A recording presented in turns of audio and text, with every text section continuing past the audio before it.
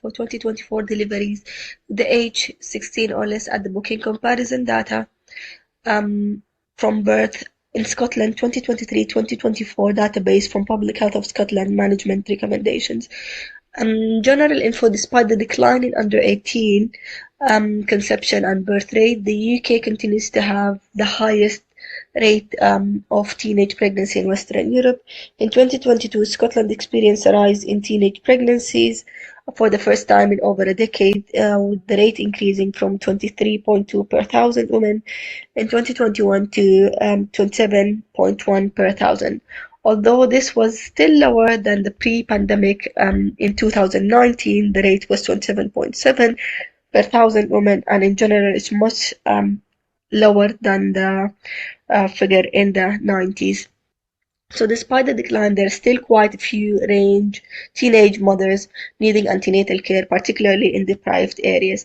Teenage pregnancy can carry risk to the mother and to the baby. Risk to the mother can include hypertensive disorder, low birth weight, preterm birth, intrauterine death, neonatal death, anemia, infections, which can vary from antenatal UTI up until postnatal endometritis and sepsis, and can also carry a risk of poor perinatal mental health to the mother.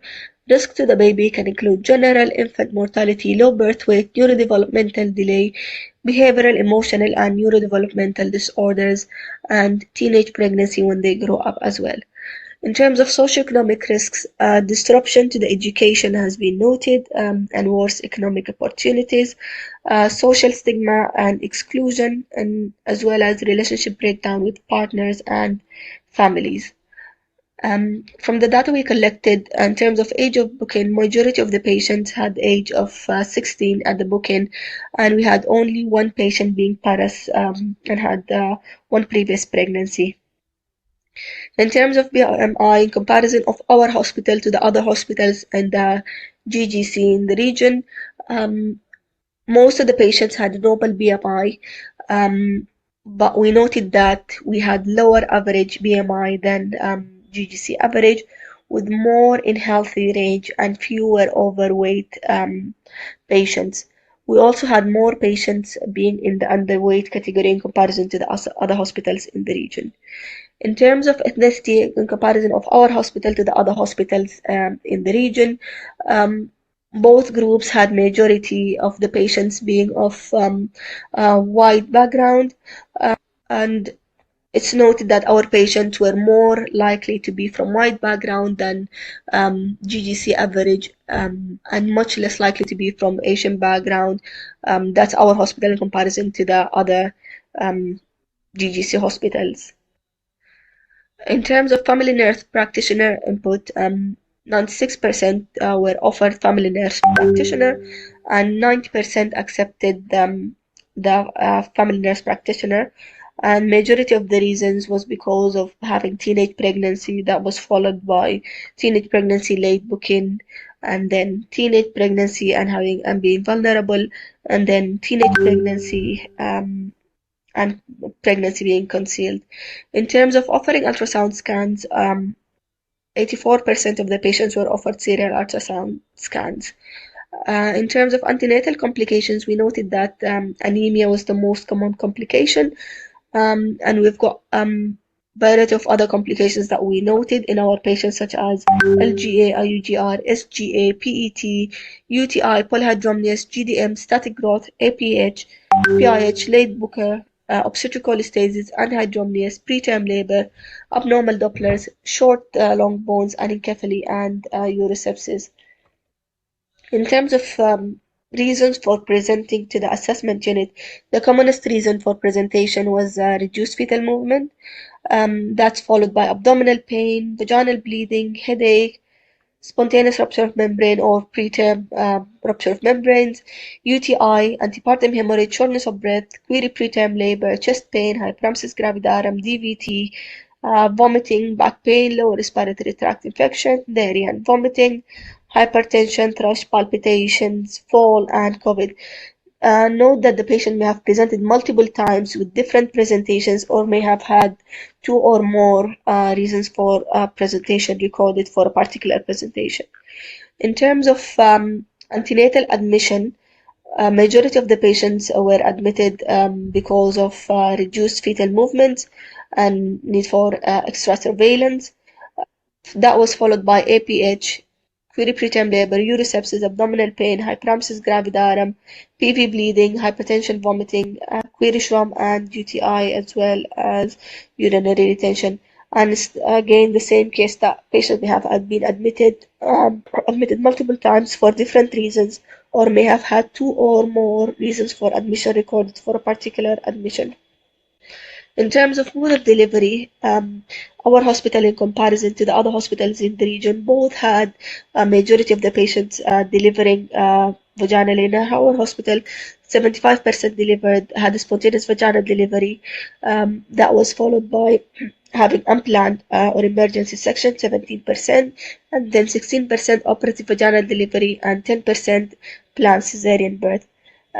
Comparison to the other hospitals in the region, they had 45% of spontaneous vaginal delivery, and that's followed by 23% elective or planned cesarean section, 21% unplanned or emergency section, and 11% operative vaginal delivery. So our population had more spontaneous vaginal delivery and instrumental deliveries, but had fewer cesarean section, whether planned or unplanned. In terms of induction of labor, so the first pie chart shows induction versus no induction of labor. So 65% had no induction of labor, 65% had no induction of labor, 35% of labor. Upon those who had induction of labor, 76% achieved spontaneous vaginal delivery.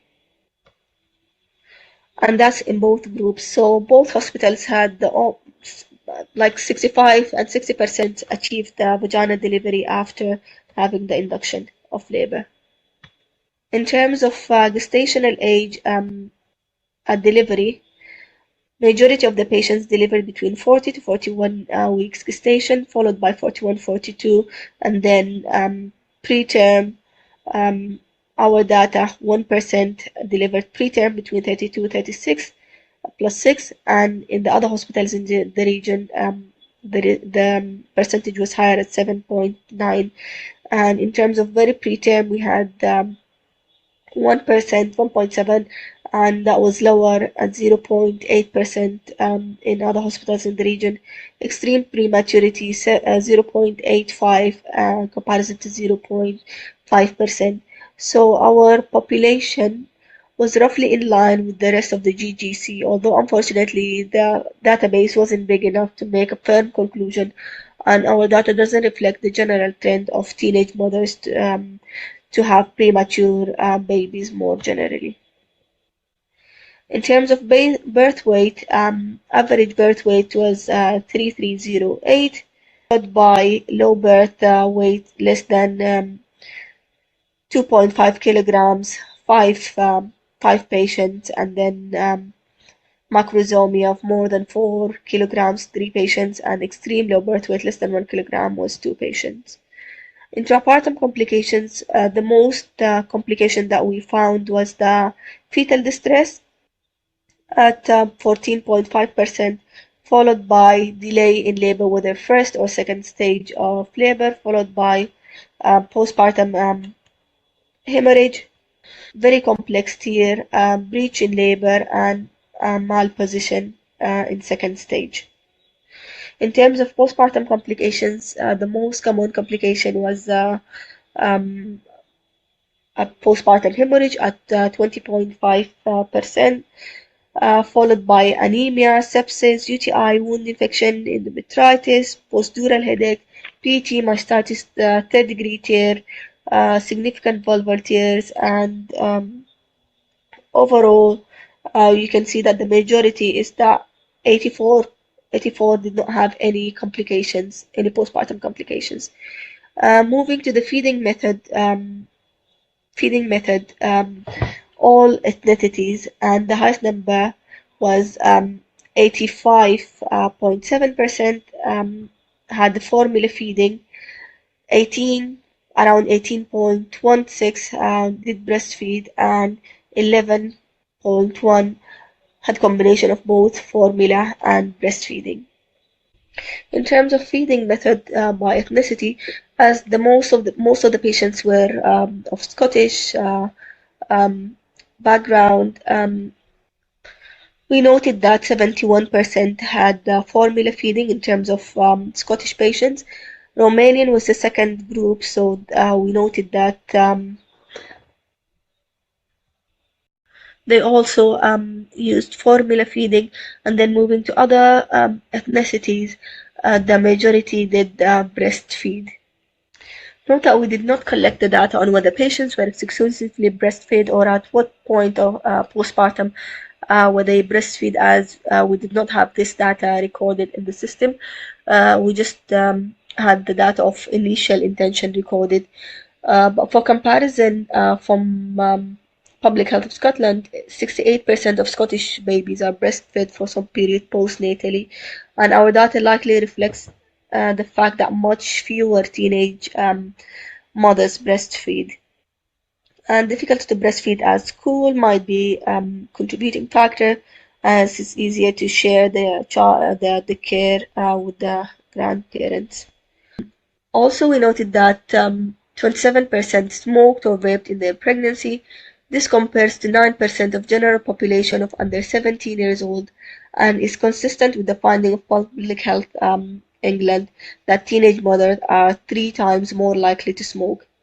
7.7% were admitted to the intensive NICU or SCABU after they were born, less than the general UK rate of 15%. So how should the service be designed as per the papers provided? The MDT should include specialized midwives, obstetrician, mental health clinician, and involving the GP. Can also be useful to have links to the housing and educational service, social work, and safeguarding. Also to have peer support groups and third sector organizations. One stop shop where you can have scans, midwifery appointments, but also antenatal classes and peer support groups all in one place would be very useful, and accessibility to the midwives and the appointments to be outside school time. Partner involvement can increase effectiveness of educational intervention like smoking cessation and encouraging breastfeeding, and making the area welcoming to partners can aid this. Pictures of young dads on the wall or patient information leaflets. In terms of STI screening, currently there is no routine screening for chlamydia gonorrhea in pregnancy, although the rates are higher and increasing. We are supposed to assess the risk of STI at the booking appointment and screen accordingly. See, the rate of gonorrhea doubled in young people between 2020 and 2022, so it might be worth screening the patients for teenage patients for STI at their booking. In terms of nutrition, standard nutritional advice, health start, folic acid, vitamins such as C, D, or multivitamins, full blood count at the booking appointment at 28 weeks to screen for anemia. However, teenage mothers often have poorer nutritional status, particularly B12, so it might be worth to do routine screening in teenage population. And as per Dr. Ledingham's paper, that there's a low threshold for testing for hematinics, B12, folate, and ferritin may be advised. In terms of smoking, the Saving Baby's Life Bundle recommends offering all pregnant women get carbon monoxide testing at the booking to see who might be smoking and who might therefore need support to stop. Moving to poor mental health, poor social support, young father, they have poor mental support. Young fathers have higher rate of poor mental health, and that can be better at supporting the parents' mental health, and especially the partner might help in supporting the mental health of the pregnant mother as well.